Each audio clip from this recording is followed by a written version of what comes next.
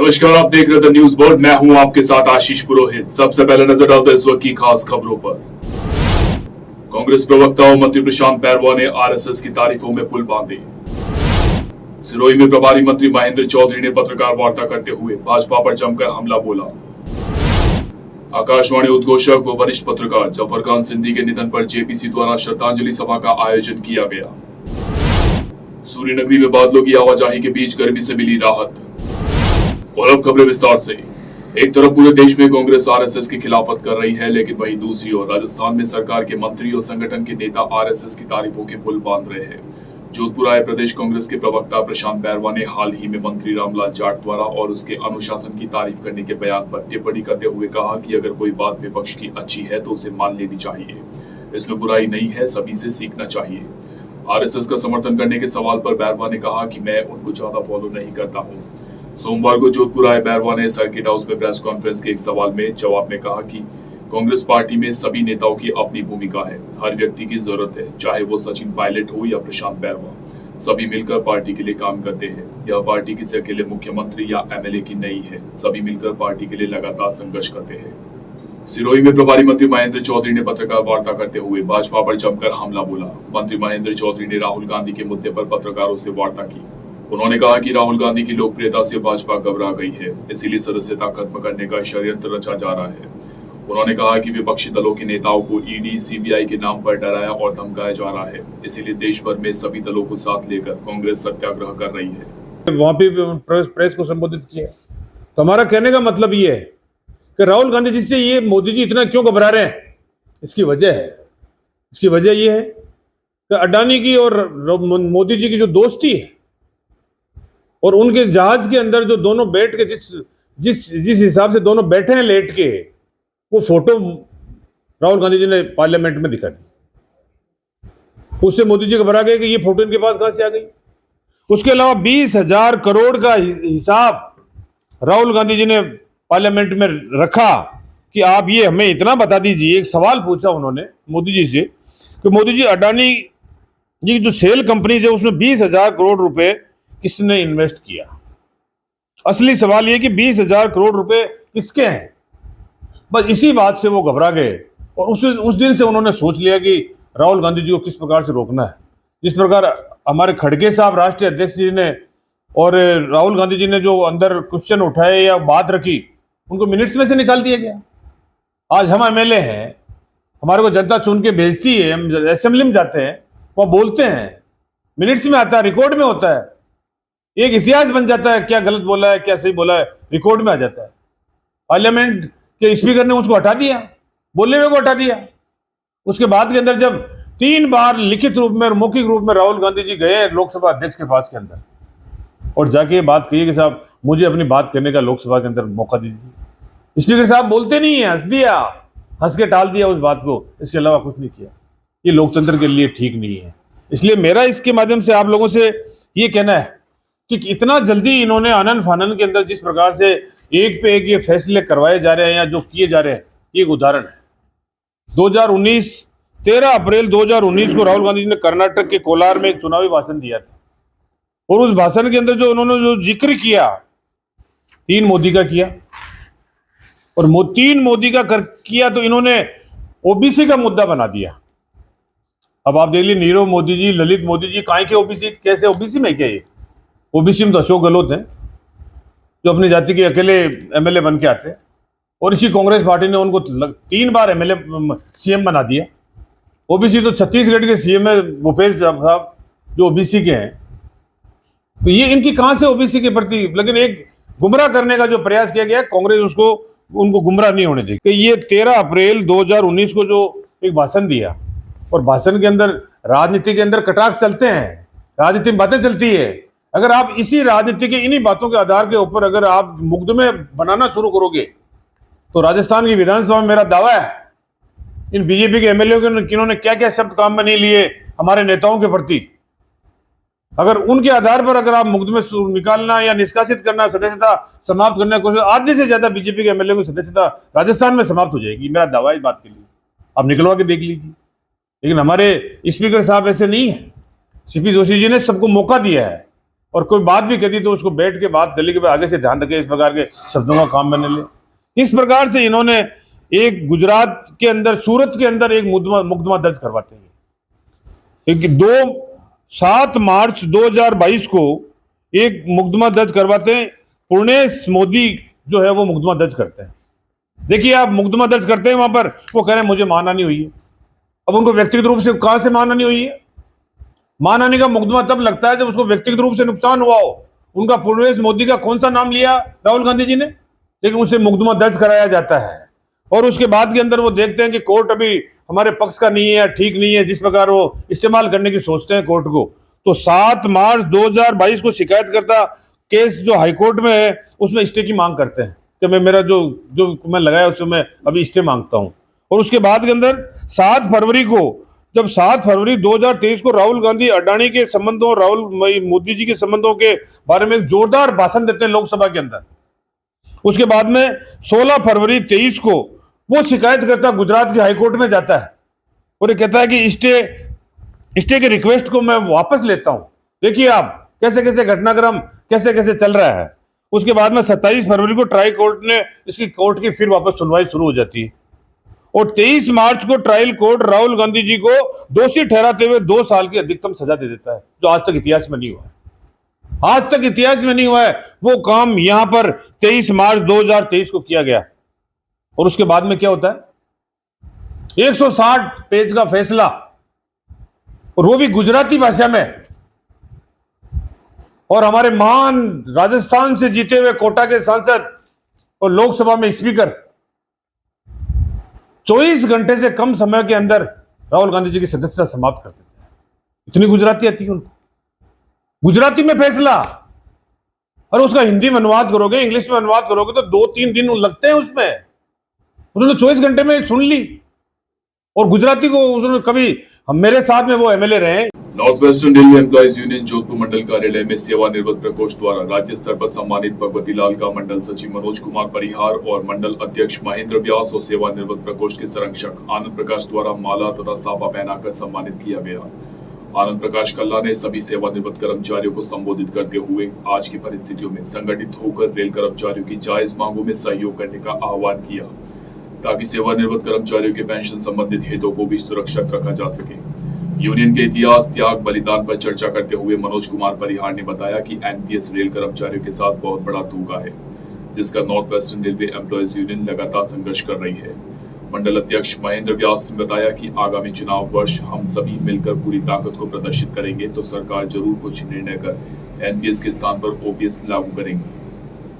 लसरावन कस्बे में भगवान महावीर स्वामी जन्म कल्याण उत्सव हर्षोल्लास के साथ मनाया गया। महावीर स्वामी का वरघोड़ा कस्बे में निकाला गया। भगवान जैन मंदिर से वरघोड़ा सुबह 8 बजे बैंड बाजों के साथ प्रारंभ हुआ, जिसमें जैन समाज के सभी महानुभाव इस शोभा यात्रा में शामिल हुए।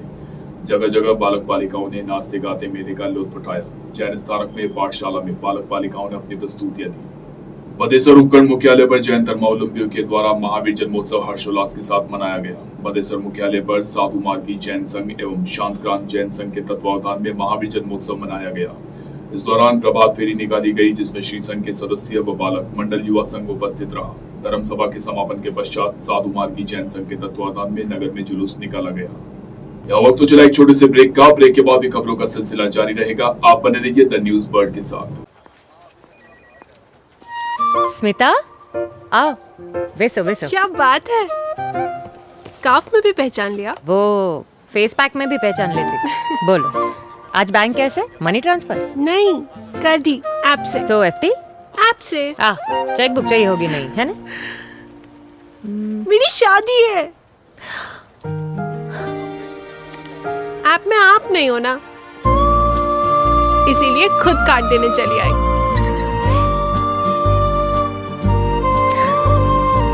बहुत सरस। रिश्ता आपसे है। All the best. सिर्फ ऐप से नहीं, federal bank, your perfect banking partner. Big boss unisex salon, जहां आपको मिलता है bridal makeup, hair colour, party makeup, hair cut, streaking, mehndi, facial and all other services. For more detail, contact us 7568164935 9571 577 375. Nearby Bhatti Softy and Softy inside Jalori Gate, Jodhpur. अब चाहे शादी समारोह हो या कोई अन्य कार्यक्रम, बच्चों और बड़ों के लिए कपड़े खरीदना हो या मेंस एथनिक वियर, यह सब हुआ बहुत ही आसान, क्योंकि रामसन्स उपलब्ध करवाता है कपड़ों की वाइड रेंज, जहां आपको मिलते हैं kurta pyjama, suiting and shirting, formals wear. 1995 से जोधपुर वासियों का एकमात्र विश्वास रामसन्स. तो आज ही आइए रामसन्स और दीजिए खुद को नई स्टाइल. रामसन्स, चांदसा तकिया रोड, जोधपुर. पश्चिमी राजस्थान में पावर की सभी समस्याओं के समाधान उपलब्ध करवाते हुए आभा जेनसेट 2 दशकों से diesel generator, transformer, electric panels एवं पावर कंसल्टेंसी की उत्कृष्ट विश्वसनीय सेवाओं के क्षेत्र में कार्यरत है. 2000 से ज्यादा schools, hospital, factories, industry, petrol pump, complex, carnival में सफल इंस्टॉलेशन. आभा जेनसेट 2000 से ज्यादा संतुष्ट कस्टमर्स का परिवार है. साथ ही पश्चिमी राजस्थान का सबसे ज्यादा बिकने वाला जनरेटर आभा जनरेटर. वोकल के लिए लोकल बने. आज ही संपर्क करें 9414195017 पर या 9829063200 पर. जय श्री कृष्णा, जय श्री गुरु महाराज. आज के इस आधुनिक युग में पावर की सप्लाई एक महत्वपूर्ण चीज हो गई है. जमाना इन्वर्टर और बैटरी से हटके कंटिन्यूस पावर पे आ गया है. हमारा जो एक्सपीरियंस पिछले 20 सालों से रहा है और टोटल कंपनी के 30 सालों का जो जनरेटर का एक्सपीरियंस है, उसी को देखते हुए अब हमारे पास 2 kVA से लेकर 2500 kV तक के जनरेटर उपलब्ध हैं. किसी भी को साइलेंट जनरेटर की आवश्यकता हो, किसी तरह का पावर कट हो, कंटिन्यूस रेटिंग के लिए जनरेटर की रिक्वायरमेंट हो, तो आप हमसे संपर्क कर सकते हैं. अब हम जोधपुर कॉर्पोरेट ऑफिस से जयपुर में जनरेटर बनाने की फैक्ट्री का उद्घाटन कर दिया है और पिछले 6 महीनों से हम कस्टमाइज जनरेटर सेट्स बना रहे हैं. जिसको जैसी रिक्वायरमेंट है उसको उसी तरह का जनरेटर बना के देते हैं. जो सहयोग पिछले 30 सालों से पश्चिमी राजस्थान का रहा है, उसी सहयोग के आधार पे हमने जनरेटर का कार्य मैन्युफैक्चरिंग का चालू किया है. हमारे पास सभी साइज के जनरेटर उपलब्ध है. उसके साथ कंट्रोल पैनल और सोलर का भी हम काम करते हैं. ट्रांसफार्मर, किसी भी तरह के पावर की आवश्यकता हो, आप हमसे संपर्क कर सकते हैं. जनरेटर के क्षेत्र में हमारे पास सभी तरह के साइज उपलब्ध है. हमारी कंपनी जो लीड डॉक्टर आभा बोरा कर रही है, हमारे पास ट्रेन इंजीनियरों की पूरी टीम है एवं उस टीम के साथ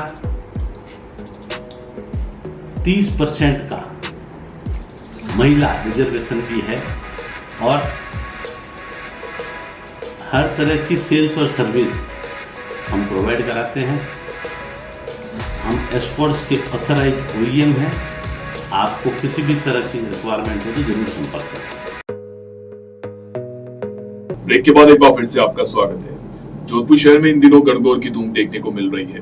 आगामी गणगौर के पर्व को देखते हुए शहर के विभिन्न स्थानों पर महिलाएं बड़ी संख्या में एकत्रित होकर गणगौर पूजन कर रही है.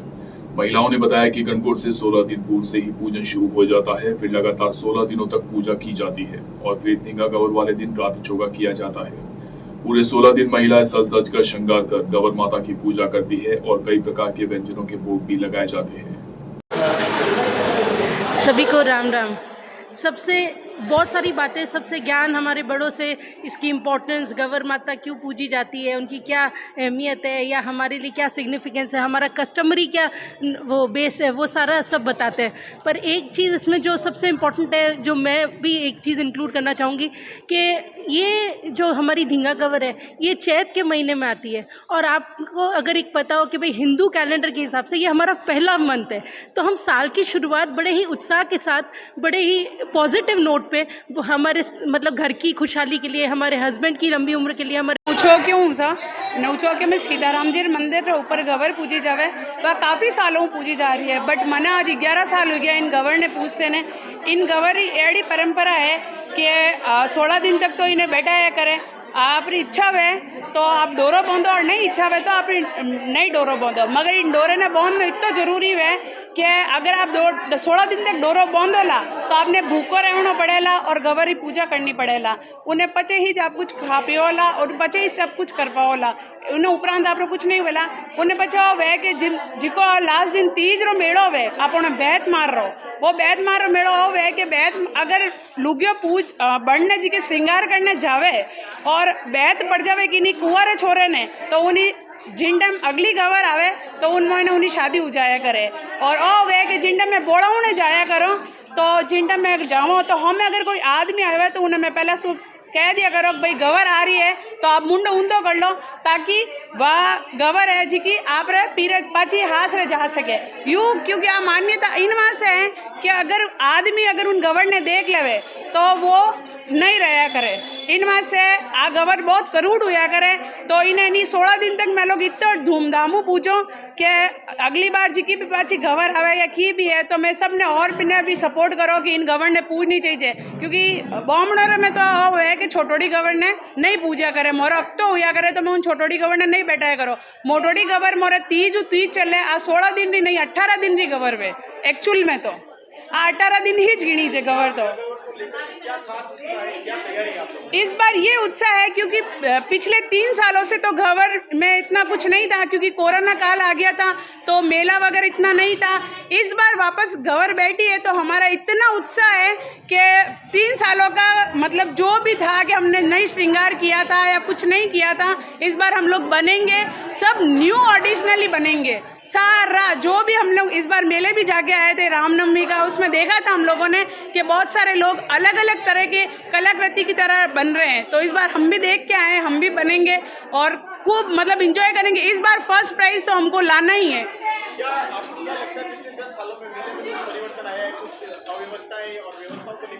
व्यवस्थाओं तो इतनी है कि पुलिस तो लगी भी रहती है, बट ये होता है कि मेले में आने के लिए इतने उत्साह रहते हैं और टोटली बाहर के लोग ज़्यादा आते हैं, ये इधर के लोग तो इधर है ही है, बट बाहर के लोग ये देखने आते हैं कि ये मेला है क्या, उनको ये नहीं पता होता है कि बैतमार क्या है, वो बैतमार देखने के लिए तब आते हैं, तो क्राउड बहुत ज़्यादा हो जाता है, व्यवस्था पुलिस बहुत करती है। जी बताएं अपने ग्रुप के बारे में, क्या ग्रुप आपका, कौन सा ग्रुप है और क्या किस तरह से आप? जी ज़रूर, सबसे पहले गवर माता ने गणी गणी खोमा, ये ग्रुप है पचेटिया का, ठीक है, और यहाँ से मेरे पूजन करते हुए 9 वर्ष हो गए हैं, और यहाँ पे इतनी जनी जो भी बैठी है वो इतने सालों से पूजा कर रही है। बीच इसमें कोरोना के संबंध में कुछ हमारी और टेकअप हो गई, लेकिन हम आज वापस 2 साल बाद पूरे शामिल हो गए हैं। अप्रॉक्स 50 अबाउट यहाँ लोग आते हैं, सब तीजड़ियाँ हैं, सब पूछती है। इसमें कुछ जो है वो विडोज़ भी है, कुछ है जो हमसे भी बड़ी है और वो इतने सालों से यहाँ पूजा कर रही है। इसका महत्व इतना अच्छा है और इनको पूजा इतना जाता है कि आज भी गणगौर की तीजड़ियाँ पूछती जा रही है और पूजन होता जा रहा है।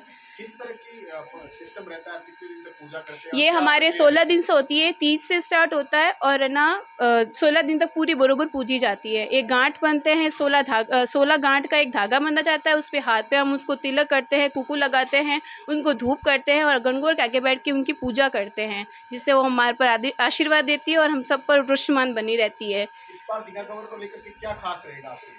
खास ये रहेगा कि मैं सबको इनका करूँगी कि कुछ बन के निकले, हमारे साथ चले, क्योंकि हमारे साथ बड़े से बड़े भी यहाँ पे है और छोटे से छोटे मैं ही हूँ सबसे छोटी यहाँ पे।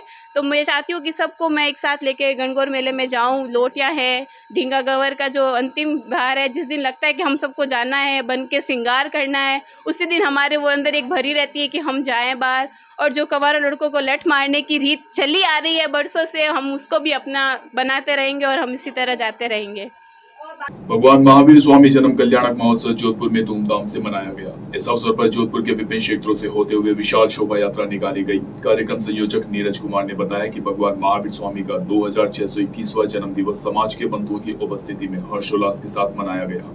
संयोजक ने बताया कि इस अवसर पर शहर के भीतरी क्षेत्र में फतेहबोल से विशाल शोभा यात्रा का आयोजन किया गया, जो कि सिरे बाजार होती हुई जालोरी गेट से सोस्ती गेट त्रिपोलिया होते हुए महावीर मंदिर जाकर विसर्जित हुई। शोभा यात्रा के दौरान भगवान महावीर के जन्म जीवनी, उनके आदर्श व विचारों का संदेश देती हुई 100 से अधिक झांकियां देखने को मिली। वहीं शोभा यात्रा के दौरान 15 से 20 अन्य समाज के लोगों द्वारा जैन समुदाय के लोगों का बहुमान किया गया। आज हमारी महावीर जयंती का 15 साल से हम इनका सम्मान करते हैं। हर दूसरे का जरूर निकालते हैं, तो ये लोग हमारा सम्मान करते हैं। हम ये गोभी एकता के लिए और दुनिया को जो हमारे मोहम्मद साहब ने जो दर्शन दिया, उसी मैसेज को हम पूरी दुनिया में फॉलो करना चाहते हैं कि गोभी एकता के लिए भाईचारा कितना बड़ा है दुनिया के लिए। और इस भाईचारे के हिसाब से हम सब लोग सभी पूरी कमेटी मिल के हर साल 15 साल से इन लोगों का हम सम्मान कर रहे हैं और सब एक दूसरे से भलाई देते हैं और हमारा पूरी कमेटी के साथ है। ये हमारे साथ आपका नाम और परिचय? मेरा साथ आगे मेरे पास ईद मिलाद में चर्चा कमेटी के सर बताइए। समर्थ भगवान महावीर स्वामी का 2622वां जन्म कल्याण दिवस आज मनाया जा रहा है। जोधपुर की ये विशाल शोभा यात्रा फतेहबोल से प्रारंभ होकर जालोरी गेट होते हुए दोस्ती गेट से त्रिपोलिया कपड़ा बाजार होते हुए धोनी धान मंडी महावीर जी के मंदिर पर संपन्न होगी। इस विशाल शोभा यात्रा में भगवान महावीर के जीवन से संबंधित उनके आचारों और विचारों से संबंधित झांकियाँ लगभग 150 से ज़्यादा झांकियाँ प्रस्तुत की जाएगी। उनके साथ भगवान महावीर के भजन गाते हुए लगभग 15 से 20 भजन मंडियाँ साथ में चलेगी।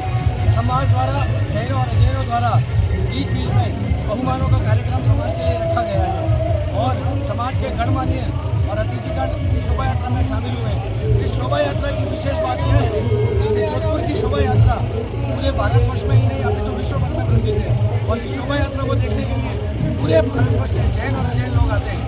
आपका नाम और परिचय? नीरज कुमार नामदार, सचिव भगवान महावीर जन्म कल्याण महोत्सव समिति। नागौर के तावला कस्बे में जैन समाज द्वारा महावीर जयंती के अवसर पर भव्य शोभा यात्रा का आयोजन किया गया। कस्बे के मुख्य मार्गों से बैंड बाजों की मधुर धुन के साथ भगवान महावीर स्वामी की जयकारे लगाते हुए अहिंसा परमो धर्म का संदेश दिया गया। समाज सेवी राजेश जैन ने बताया कि जैन संप्रदाय के लोगों के लिए महावीर जयंती बहुत ही खास मानी जाती है। महावीर जयंती के दिन जैन धर्म के लोग प्रभात फेरी, अनुष्ठान और शोभा यात्रा निकालते हैं। दिलीप खटोर ने बताया कि हर साल चैत्र माह के शुक्ल पक्ष की त्रयोदशी तिथि को महावीर जयंती मनाई जाती है। शोभा यात्रा में बड़ी संख्या में महिला, पुरुषों और बच्चों ने भाग लिया। आज हमारे थावला जैन समाज में बड़े ही हर्ष उल्लास के साथ भगवान महावीर कल्याणक जन्मोत्सव मनाया गया। आज इस शुभ अवसर पर प्रभात फेरी का आयोजन किया गया। बड़े ही धूमधाम से हर्षोल्लास से हमारे जैन समाज के धर्मानुयायियों ने बड़े उत्साह के साथ इस पर्व को मनाया और उसके बाद सामूहिक भोजन प्रसादी का भी आयोजन रखा गया है। संवत 2080 चैत्र शुद्ध शुक्ला 13 को भगवान महावीर स्वामी का जन्म हुआ था। उसी के अनुसार आज जन्म जयंती का आयोजन किया गया है।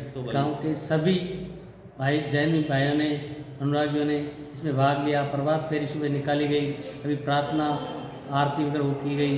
अब प्रीतिभोज का आयोजन रखा गया है। शाम को भक्ति संध्या का आयोजन रखा गया है और सभी जगह पूरे भारतवर्ष में महावीर जयंती का बड़े हर्षोल्लास के साथ मनाया जाता है।